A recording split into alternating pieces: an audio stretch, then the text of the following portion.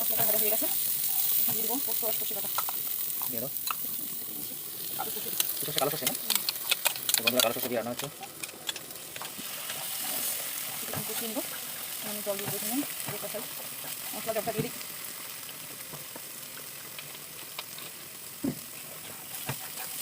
বাড়াই দাও, এটা হালকা ভেজে নেবো। আস্তে আস্তে হবে মশলা জলটা।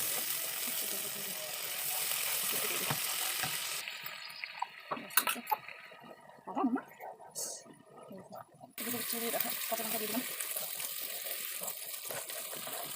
হালকা খেয়ে নিয়ে রেখে দেবো।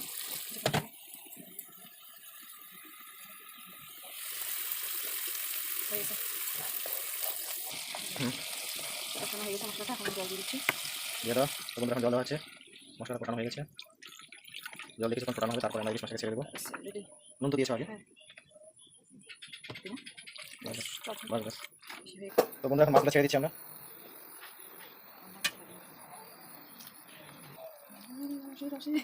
আর কালারটা দারুণ আসে।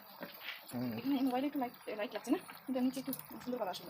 ঠিক আছে, তাহলে তো একটু হবেই। তো বন্ধুরা আমাদের ইলিশ মাছ রান্না হয়ে গেছে। তো কেমন আছে অবশ্যই কমেন্ট করে জানাবেন। এটা হালকা পাতলা খাচ্ছি গরমের দিনে। তো thanks for watching, tata bye bye.